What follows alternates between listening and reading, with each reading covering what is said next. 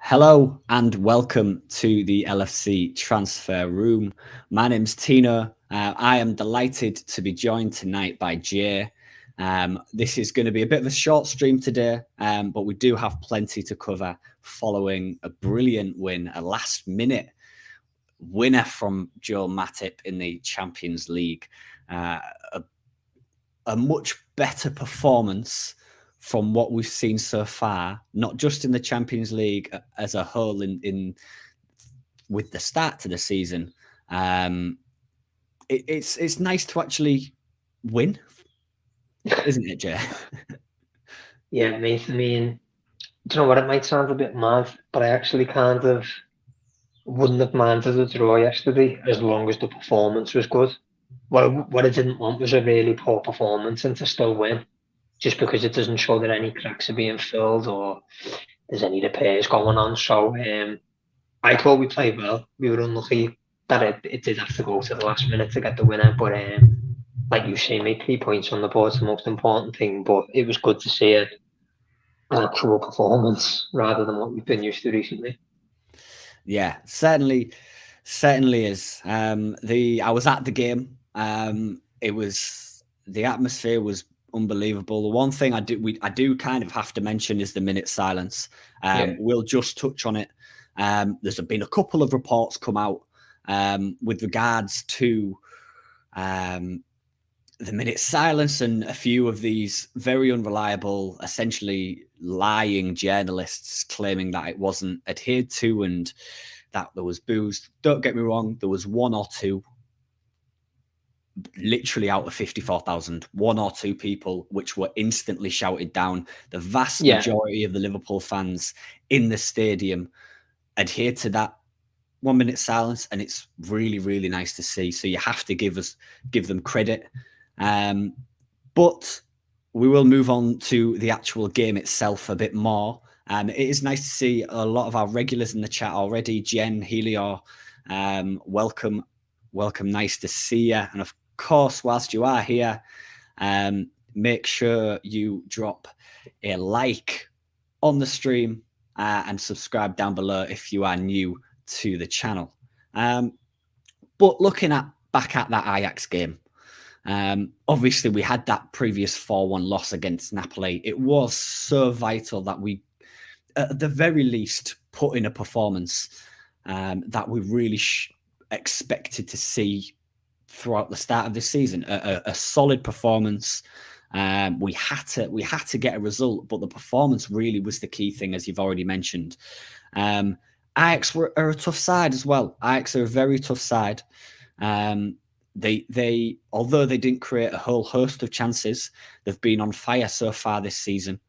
And it is just nice to see that performance. We had some key standout players, which we'll go on to talk about. Was there anybody in particular that stood out, with the obvious exception of Thiago, who was phenomenal all game? First name I was going to say, mate, like, you wouldn't think he'd been injured when he can come back and perform like that. I mean, you seen against Napoli in the second half, when he come on, the game completely changed.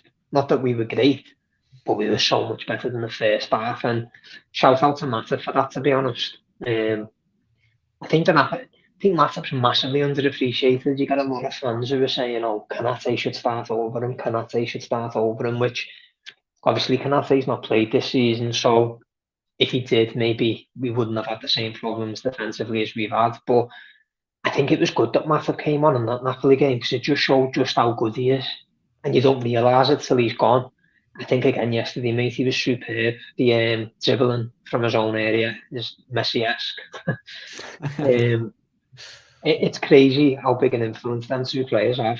Everyone always says Van Dijk, but I'd argue Matip was as good as Van Dijk last season, and he's carried on like that when he's played this season, albeit not so much, obviously. Yeah, he's so important to the way we play Thiago, as is Joel Matip. He's both of them really showed their worth. And it's two players, which is gutting to see, that have in the past struggled with injury problems. It's been well documented this season about Thiago, and it's been well documented in the past with regards to Joel Matip. Last season, he was basically fit all year, which I don't think we've seen in a Liverpool shirt, which is really, really good to see. There's a lot of other people who will go on to mention. I see a couple of names in the chat. Kostas Tsimikas is one of them.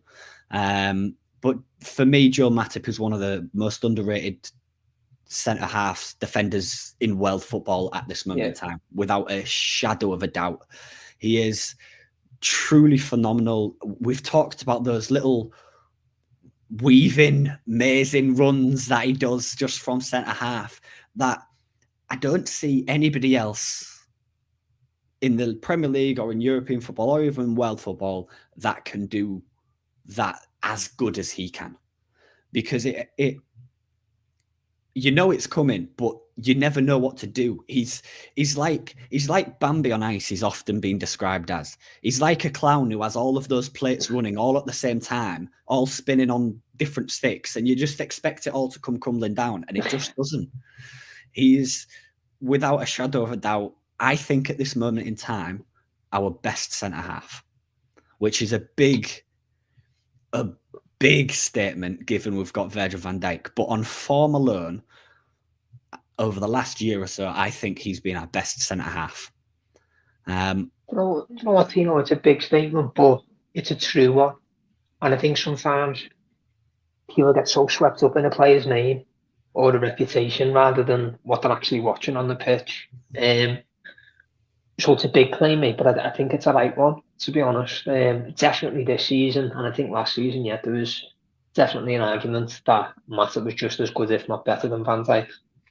Yes. It's Van Dijk is one of those this season who struggled for me. He really has struggled. It's blatantly obvious. Obviously, big injury not too long ago, coming back from that, and then playing a hell of a lot of games as well. It does take its toll on you. It's seemingly taken its toll on Joe Gomez as well. He's had a couple of big injuries. But there's no doubt that Virgil van Dijk has struggled. So coming out of that Ajax game, it is really nice to see both centre-halves do phenomenally. They dominated most of the game defensively and provided such a key and potent attacking threat throughout the whole game that really, really set us apart from Ajax. Looked at the stats. Ajax, I don't believe, had a single corner in the entire game off the top of my head, or if they did, they maybe had one. We had an abundance, and just seemed to dominate every single set piece. It is really nice to see. Hopefully, Virgil van Dijk can get back to the Virgil van Dijk that we know. But he has had a bit of a tough start to the season, hasn't he? He has, mate. And to be honest, the whole squad has. The only players I could really put out there and say they put a shift in order and Wells, LFCTR, Harvey Elliott, Alisson. And then, I mean, that's it, mate. I think the reason it stands out so much with Van Dijk is just because of how good he is and how good he's been over a 4 or 5 year period now. When someone like that, whose levels are so high, drop off, it's much more noticeable just because of how good a player they are. But I can completely agree with you, mate. I think Van Dijk's been as bad as anyone this season. A lot of people point fingers at Robbo or Trent and other players in the team, Henderson, Milner, who have all been poor. That's only fair. But so is Van Dijk. Van Dijk's been just as bad. I don't think Salah's cast himself in glory, to be honest. He looked a lot more sharp after his goal yesterday, like it had picked him up. He looked like he was running a bit faster and everything. But no, you're completely right, mate. I think Van Dijk's been as bad as anyone else, and I think maybe he doesn't get as much of the flack because of how good he has been and how important he is to us. So he gets away with it a little bit more than others. Yeah, he certainly does. The one thing when it comes to Virgil van Dijk and Mohamed Salah, that I think when they have a bad game, because of the high standards of set, because and it's not just, let's be realistic, it's not just they're one of the best players in the league. They have comfortably shown that they are the best players in the world for 3, 4, 5+ seasons. And when you hit that level as consistently as they have, the pressure on you to keep on performing on that level is ridiculous. And the expectations from your own fans, the opposition fans, are just so high that when they even have a slight bad game or even make a single mistake, the whole world just collapses in on them, which I think doesn't help, because it's such a tough environment when you've got all that pressure, all the light shining down on you every single game. And I guess that's why they get paid the big bucks, the big money. But everything just seems to be magnified to a million when you have performed so consistently. And Salah getting the goal, phenomenal. Really, it's going to be really good for his confidence. And hopefully this is the first of many this season. I have no doubt Salah's going to be top scorer this season in the Premier League, or at least up there. But like I say, we have mentioned and we have talked about a lot on this channel about Salah, and after the Africa Cup of Nations, he didn't look like the same player. He got a couple of goals, fair enough, but he just didn't look like the same player. And it does take its toll on you. So it is really, really nice to see him get his goal. Another player who really impressed me and has been mentioned in the chat already is Kostas Tsimikas. I don't know about you, but I don't think the drop-off to Andrew Robertson is as big as the drop-off on the opposite side of the flank. No. I think they are very, very similar level in quality. At least at this moment in time. I'm not sure about you with regards to Tsimikas. I personally, at this moment in time, I think it'd be very harsh for us to drop him in the next game, even though there is a big gap with the international break. I think he deserves to start the very next game we play. No, I agree. And don't get me wrong, I'm not one of them who's Robbo shouldn't be starting. He's been crap and all that. But you could have the same argument last season, actually, Tino. Tsimikas started last season. He was brilliant. I think he got 4 assists in the first 4 games, and then Klopp was very adamant that Robbo's his man and he's going to get in. And I don't think you can do that again, because then where's the incentive for Tsimikas if he thinks, if I play and do it 8-9 a week in performance rating and you're still going to pick Robbo, why am I even going to bother? So I don't think you should ever take anyone out the team who's in form. Only when you're out of form should you be dropped, because that's your fluidity, the momentum. You want to keep them going at that rate, and obviously it disturbs the balance of the team when you take someone out anyway, regardless of what the position is. But I agree with you, mate. I think he was really good last night. He was really good the other week when he got 2 assists when he came on as well. So to get 2 assists as a sub at left back, it does show when you're right, mate. The drop off, to be honest, it's minimal. I do love Robbo,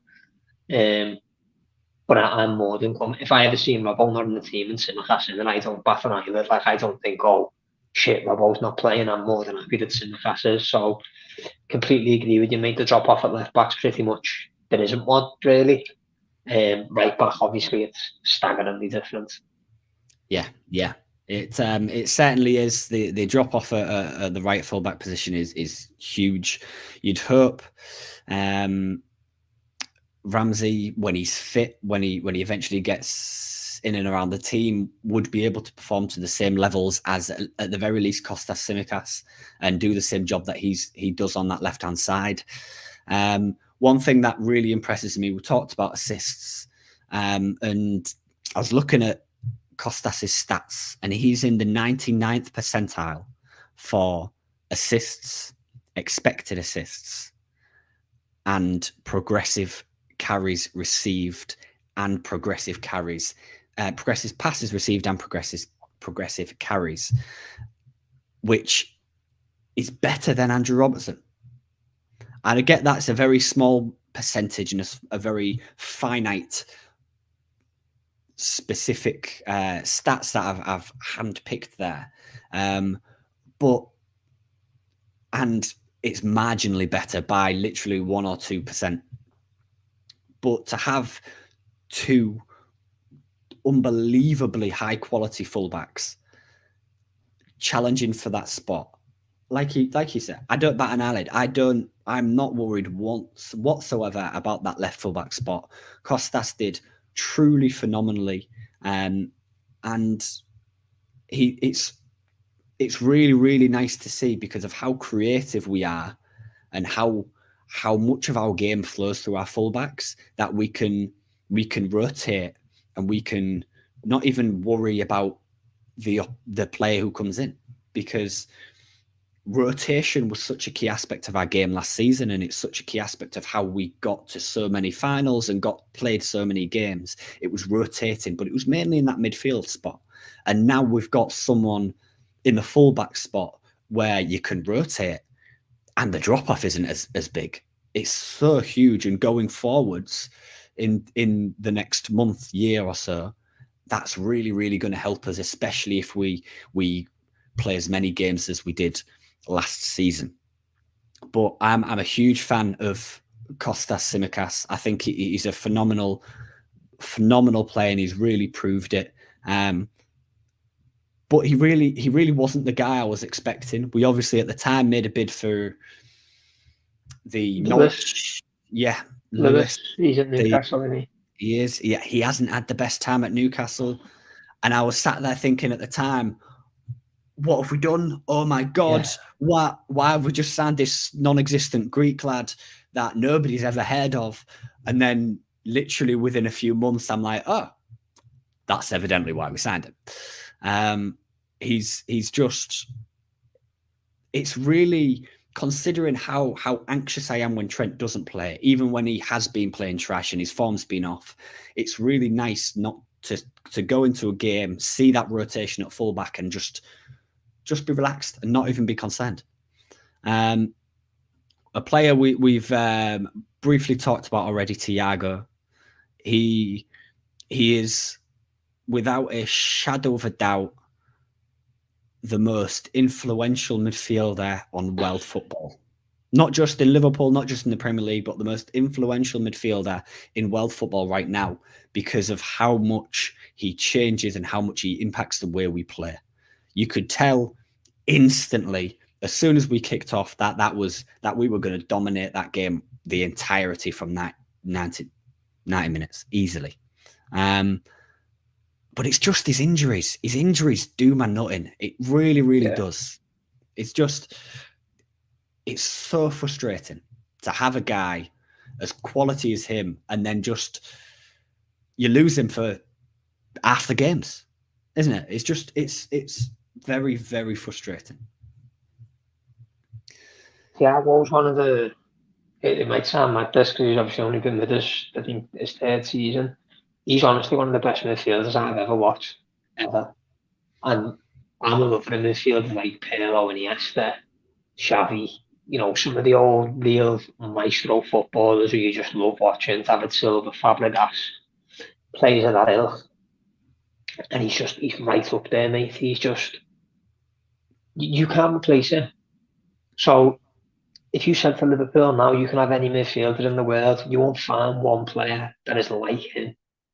That can do what he can do. There isn't anyone that's similar to him. The closest I can think of is Matty at PSG, but his range of passing isn't like Thiago's, and he's both-footed, mate. Like he's a ridiculous talent. There's only two sides of Thiago that I don't like. One, you've mentioned, is the injuries, because when you lose him, it's such a big loss.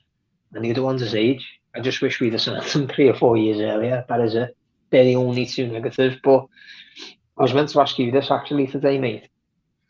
Next season's obviously going to be the last year of his contract. We have to renew that, don't we? I think we have to. There's no There's no alternatives. Like, even if he plays 3 games a season, if he continues to play to the level and the quality he's playing at, we have to renew that contract. How old's he now? 31, 30? Yeah, it must be 31 at least. When he first signed, I was one of those guys, I'm not going to lie, I'm going to hold my hands up. I was one of those guys going, why are we breaking what's worked? Why are we signing a 30-odd-year-old? Don't get me wrong, he's been brilliant at Barca, brilliant at Bayern Munich, but why are we signing a 31-year-old? We've never done it before. 30 million, I'm just not sure. And then as soon as that first game, I was just, I don't know why I was worried. I really don't know why I was worried. And he's just world class. He is elite. And finding someone to replace him is going to be probably tougher than the transition that we're supposedly going through at this moment in time, in terms of the way we play, bringing in Nunes, trying to switch up formations potentially, or switch up tactically. It's finding someone to replace him is going to be tougher than anything. The one thing I because of last night, because late on, when we did bring in Nunes and Bobby Firmino, it looked like we settled into a 4-2-3-1 of sorts, with the double pivot, changing the way again we play. Thiago, albeit it was for a short time, I didn't see much drop off in terms of quality. I didn't see much in the game change. No, I didn't, to be honest. I think we already had the flow of the game and everything then, but it's like you said before, mate, like, you take Thiago that midfield now for a prolonged period, the way he has been the last few weeks, we sort of go back to what we've been. That's how big his influence is. So I think right now Liverpool's, like we keep talking about in midfielder, Jude Bellingham isn't a Thiago replacement. Not unlike them. Completely different players. Not even a little bit similar, to be honest. We need that signing, whether it be Bellingham, but I'm sick of saying Bellingham's name, to be honest. Like, I've muted it on Twitter. I'm genuinely sick of saying the kid's name. Not because I don't want him, I'm just sick of talking about him. If we get a Bellingham or a Barella or another marquee name, we still need to replace Thiago, because he has only got a year left on his contract next season, and he is going to be 31, 32, and already is quite injury prone. So I think one of the things Liverpool need to be looking at now is who can we get in who's, you're not going to get a carbon copy of Thiago, he's a very unique player, but who can bring what he brings to the team, or how can you get two midfielders, one can do one part of his game and someone do his other part of the game, because his influence is that big, mate. It really, really is, and you can't depend on one player to sort out your midfield all the time. And I think sometimes that's why people maybe expect a bit much of Elliot, because when Thiago's not there, everything Thiago brings creative-wise, forward passes and things like that, everyone's dependent on Elliot to do that. He's a 19-year-old kid. You can't expect the levels of Thiago, who's won 10 league titles in his career and Champions Leagues. You can't expect the same output from a 19-year-old who's, I think he's played less than 15 Premier League games. So, we are short. We do need a couple of players. Yeah, we do. We look to bring in Arthur right at the end of or Arthur, or however the heck you meant to pronounce his name, at the end of the window on loan. Now already we're getting reports about him potentially being got rid of in January and not activating the option to buy. It seems like a very early move to do that, especially given the injury concerns we have in our squad. It's particularly in midfield. If I was Klopp, I would, even if he's not going to play, I would just have him in and around the squad. Just keep him there. If he's fit, we can play him in the cups. We can rotate. We can bring him on for 20, 30 minutes every now and again to allow players like Thiago, like Elliot, like Naby Keita potentially, who should be within that starting role if he actually decided to turn up and not get injured. He should be one of those players.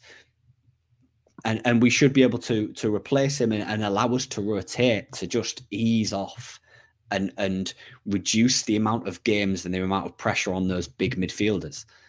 So for me, it feels like a very odd thing to do, to get rid of a guy we signed in January, even if he doesn't play for the rest of the season. It seems like a very, very odd thing to do. I think it's worth mentioning the source it came from wasn't the best source. I think it's just people trying to have a bit of spice and get a bit of clickbait. What you've got to remember is, I know Andy Robertson was only 10 million, so it wasn't a big outlay. There wasn't a big risk. But Fabinho was.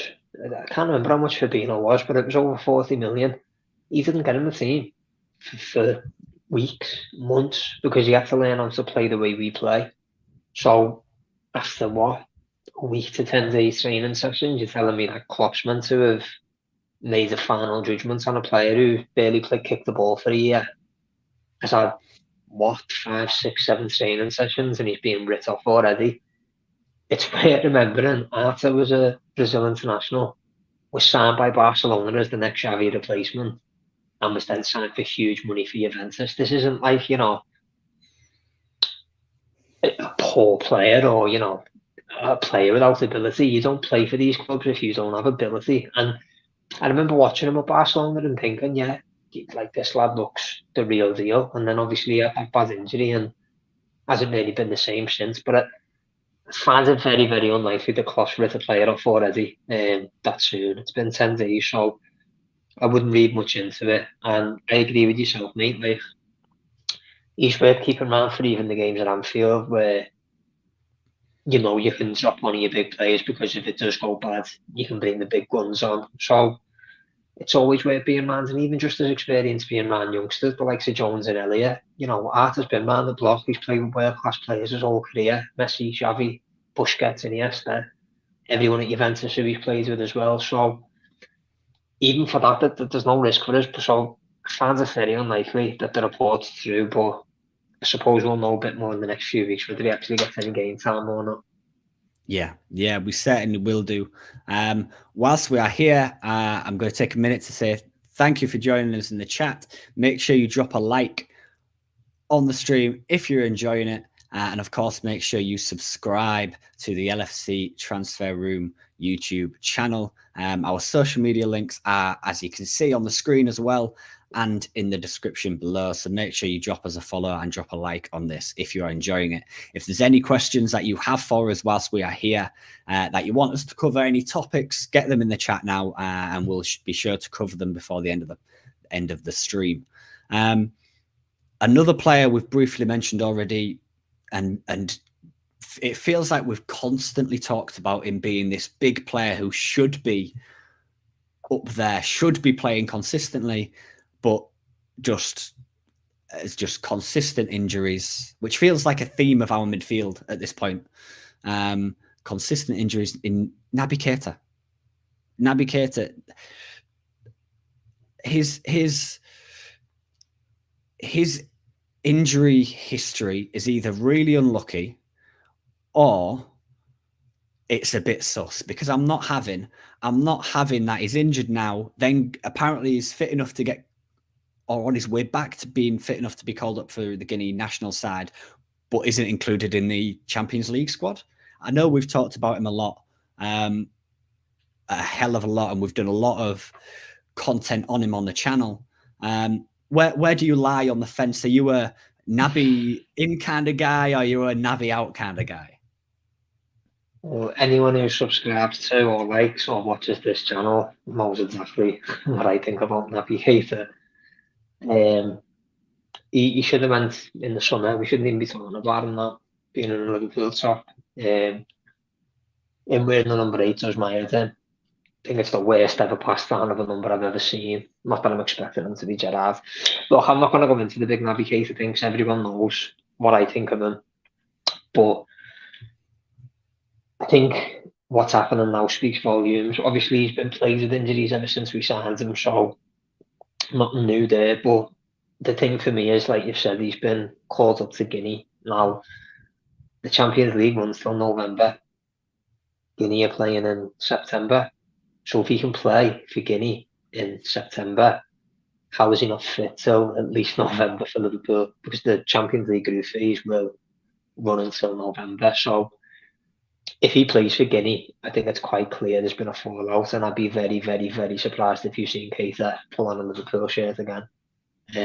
If he plays for Guinea, because like I said, Champions League runs till November.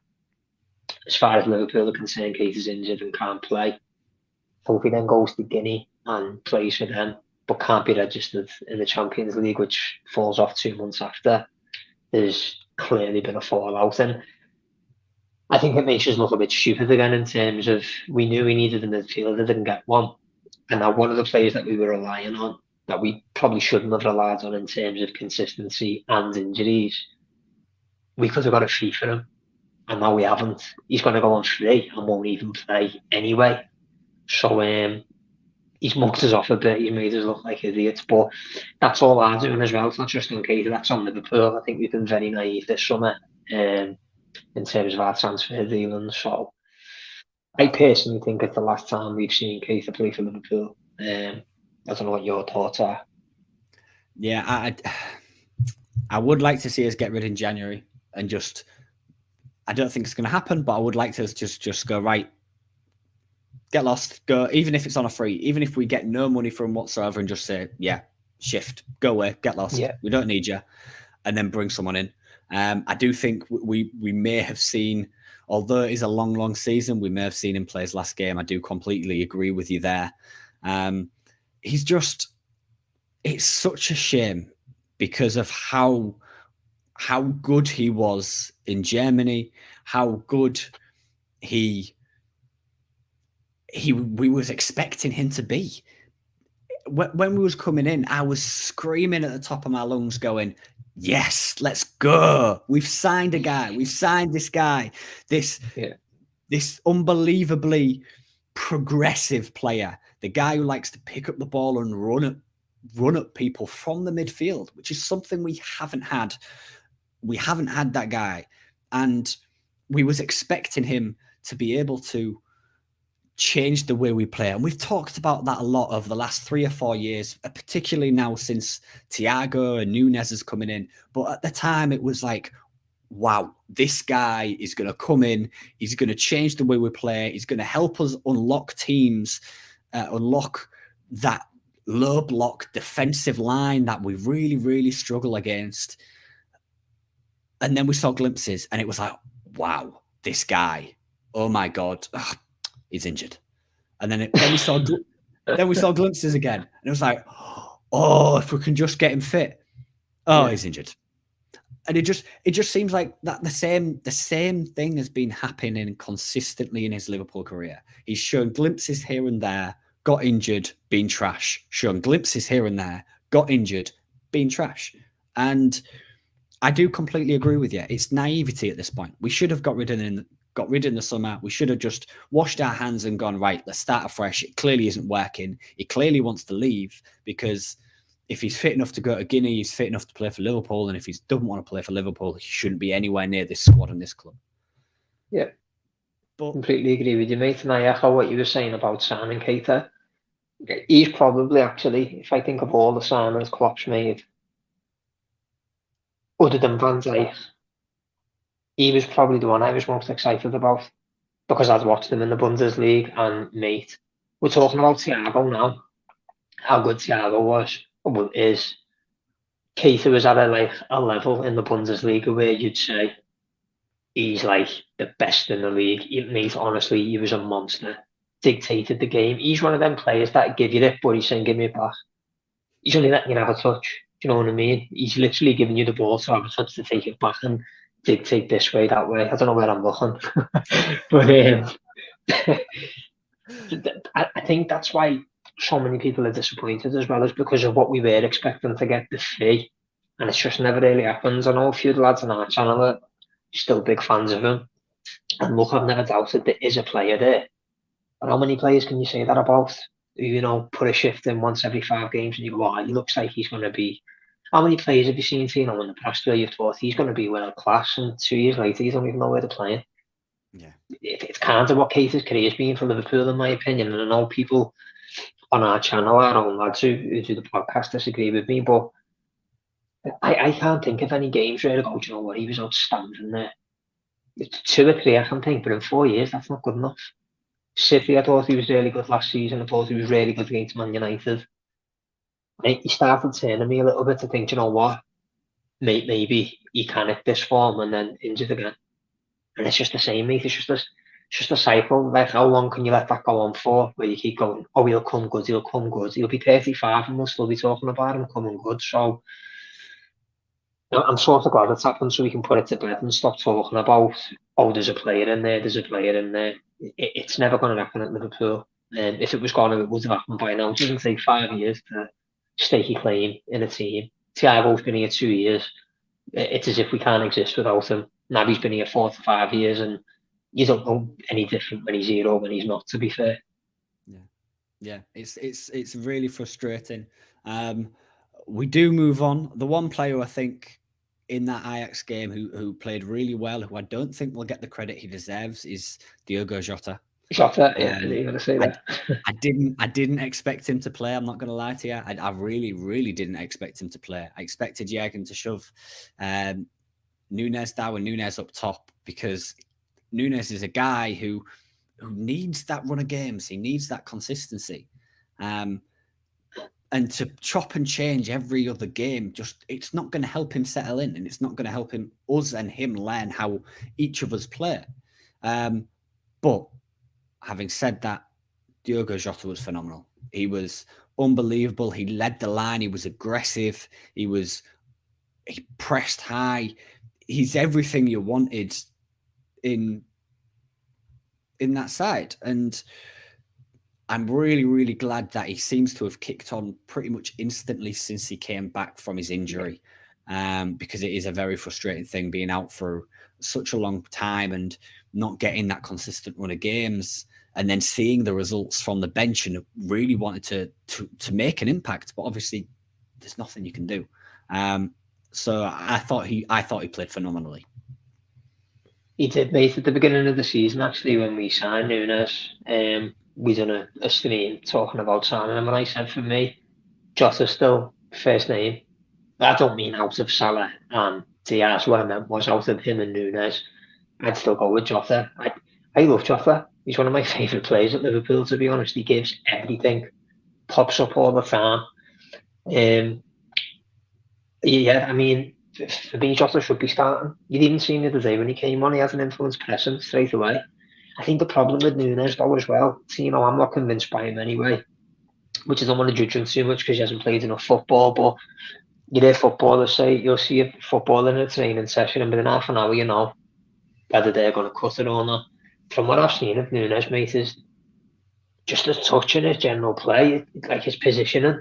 It's a bit idiotic, some of it, to be honest. I'm not going to go into him too much anyway, but what I don't think helps Nunes is the fact that 1 week Jota plays, then Firmino plays, then Nunes plays, then Jota, because not only are you changing the personnel, you're changing tactics. Because Jota and Firmino are playing false nine, Nunes isn't. So that must affect the rest of the midfield and the rest of the squad, because they're two completely different systems. Having an out-and-out centre forward, he just stays up there. A false nine is dropping back into the 10, into a midfield position, essentially. So if you're a young kid trying to adjust to a new team, that can't help. And don't get me wrong, his own sending off, you know, he's half to blame for that, because he'd probably had that run of games had he not been sent off. But they're little things that I don't think are helping him. But for me, if you give me an option, Jota's in that team every week. I love Jota. I think he's one of the most underrated players ever that we've got anyway. Yeah. I wouldn't, if I'm being brutally honest, I wouldn't, if you just sat here at the start of the season and told me I would be wanting Jota in that team week in, week out for the next 4 or 5 games, or at least till January, if he continues to play the way he's playing, I'd have laughed at you. I'm not the biggest fan of Diogo Jota. I think he does well. He's done really well off the bench. And he certainly had a huge impact, and his stats certainly show that. But he's just, I don't know. There was just something about him that just for me didn't click. And we saw Sadio Mane in the false nine. I was like, wow. When he played, he looked unbelievable. And I don't know. It was just something at the start of the season just wasn't there for me. And now I'm in this. Now I'm looking there and thinking, wow, I was a moron. I was an idiot. Like, what No, was do I you know what, thinking? Tino? He does divide opinion though.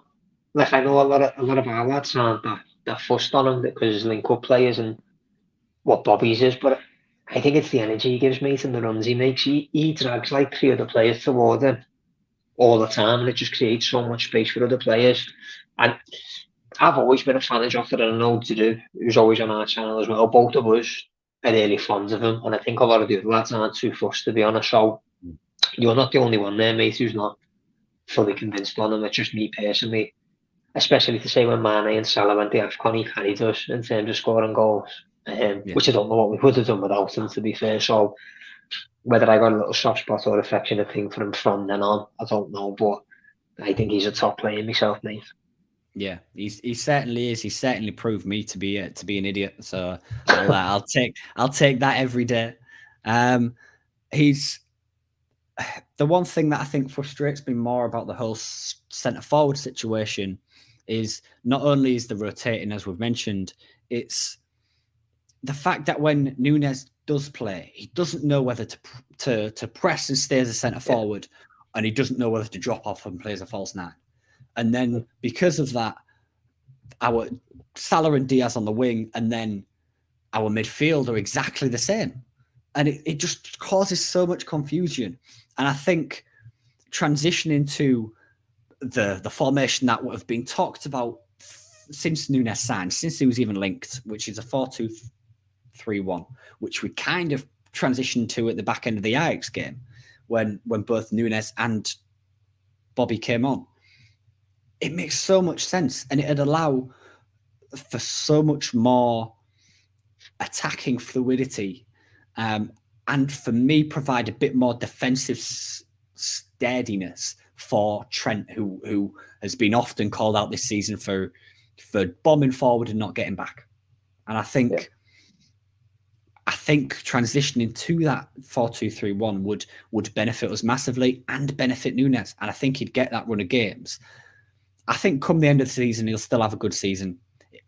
He evidently won't do 20, 25 plus goals in all competitions. It's going to be really a transition season for him, really, because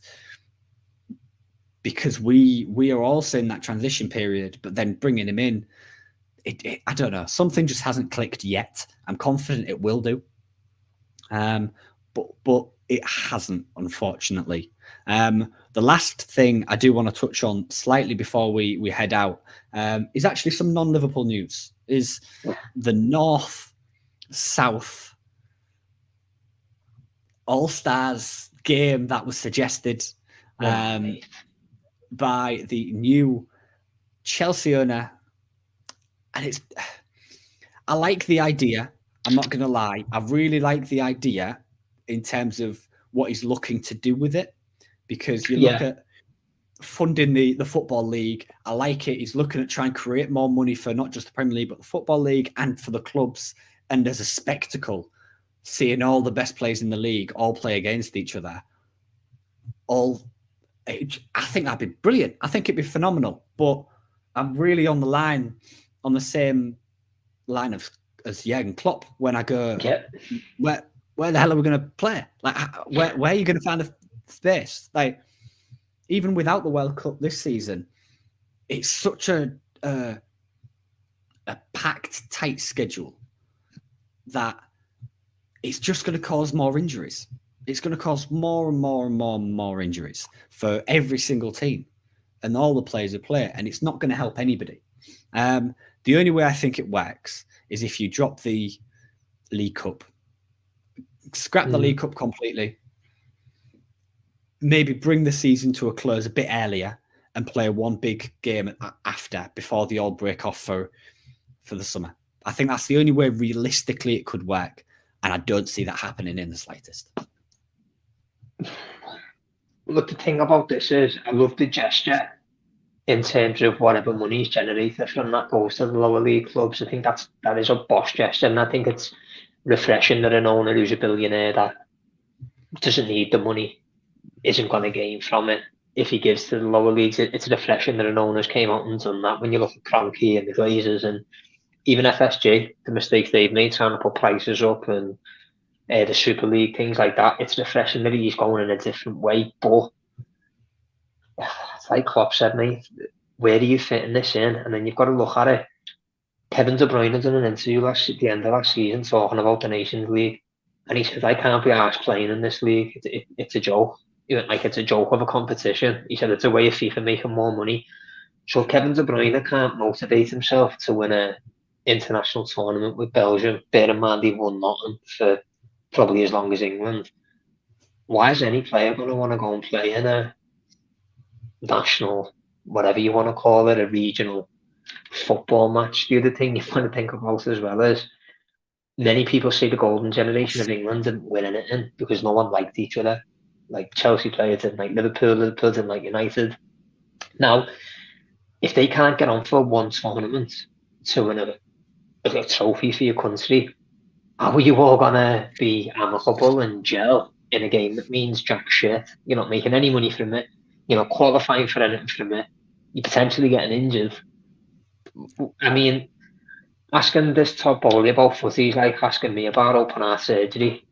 Let's just say nothing, because I haven't got a clue. And neither's he, mate. There's talk that his first meeting with Tuchel, you and me were talking after the team, he's apparently gone up to Thomas Tuchel, who I rate as a great coach myself. I think he's one of the better coaches. He's apparently gone up to the first meeting and said, we think you should look at a new tactic. We think 4-4-3. It'd be great. I mean, this fella's owned this club for what, a month? He's trying to change the game and doesn't know when it in a bar. And he's talking about Chelsea having a great youth system with Kevin De Bruyne, Salah, Matty, Drogba, players they signed from other people. Like, this fella honestly does not know what he's talking about. So I think he needs to hire a sporting director or something, or just take a back step, because he's not been here long and he's already talking more shite than a cow can put on a field. Yeah, that's I'm 100% with you on everything there. It feels, I like his sentiment, I like the idea behind it, but practically it's not going to work. And I like where his head's at. I like what he's trying to do. Yeah. He's trying to be one of those owners who are involved in the game, in the club, and not just the money provider, because he wants to know what he's getting for his money, and he wants to make sure that everything's done correctly and done the way he wants it, which I perfectly understand. But when you don't know anything about football, what the heck are you making suggestions for? It's just, I think he's one of them, Seb, who's like, he knows everything's right. Because his business empire is obviously incredible. If you're a billionaire, obviously you're not a stupid man by any means, but you're good at what you're good at. So stick to what you're good at.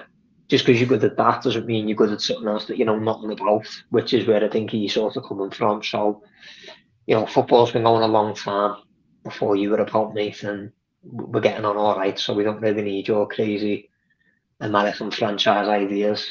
No disrespect to an American fan base, but you just watch the English game for a reason. I like where his head's at, but it doesn't make sense. And also, it feels like it'd just be Liverpool, Man City, United against Spurs, Arsenal, and Chelsea. That's it. Yeah, it would. That's basically it. Like, where's the Midlands clubs go?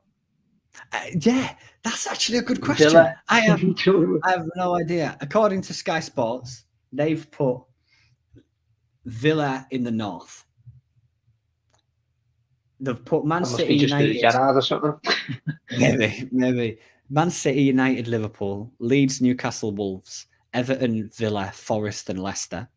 And then south, you've got Arsenal, Tottenham, Brighton, Chelsea, Brentford, Fulham, Southampton, Bournemouth, Palace, and West Ham. But it feels like it'd just be United, City, Liverpool, or even just City, Liverpool against Tottenham, Arsenal, and Chelsea. That's literally it. I don't see anybody else. You've got Edison or Alisson. You got Trent, Virgil, Cancelo, Walker, De Bruyne, Diaz. Like, it's basically just going to be a select, like the top six. That's it. Which half of City's bench is better than half of the other options that are first starter of the team. So like, I'd rather have John Stones than any of the other North teams. yeah, Centre half, and he's not. Well, he is a starter now, but obviously I always think Diaz Laporte. But if you yeah. had Diaz Laporte, Stones, I'd have any of them over any of the other teams centre half. So I'd have Nathan Ake over 95% of the rest of the Premier League in the that's what I north-south mean, man. divide, and he's trash. Yeah, Like yeah. I do like the suggestion from Christine about do it with retired players. I do like that suggestion. I think it makes sense, and I think it's something that will eventually be done, and is done to a certain extent with like five-a-side stuff and the Masters football. The old and things Masters, like that. yeah, I used to love the Masters. That happens quite a bit, but I don't see it happening. Like the Liverpool have got their own Legends game coming up against United. Yeah, United in I a think couple of so, weeks, yeah. 24th. I'll be heading to that game. A lot of other clubs do the Legends games as well for charity. So if they're going to do it with retired players, it'd have to be for charity, and it wouldn't be to raise money for the EFL, the pyramid, and for lower league clubs, which is the initial reason he suggested it. Yeah, I like where his head's at. It just doesn't make sense one bit, and I don't think any suggestion out his mouth so far since he's come to Chelsea has made sense one bit whatsoever either. Bear in mind, said he'd have some personal gain from that. There's no way he's doing that for the good of the EFL without some personal gain, in my opinion. But I'm with you. I'm with you on that one. But I think that's where we're going to end it. We've talked about a lot. We've talked about the Ajax game, a phenomenal performance, which I think is the thing that most Liverpool fans wanted to see over the result, is just that desire, that passion, that drive. And the bizarre news from Chelsea with regards to the north-south divide and the stupid suggestion to try and add an extra fixture into an already packed season. But that's it. That's going to be us from the LFC Transfer Room today. Make sure you subscribe to the channel if you've enjoyed it, and of course drop a like on the video. Follow us on all the social media links down in the description, the LFC Transfer Room and mine and Jay's as well. For now, that's it. We'll see you tomorrow. We've got plenty of content coming up over the next few days. We're always live at 7:30, so make sure you have those notification bells on as well. Thank you to our regulars who have joined us, and we'll see you tomorrow.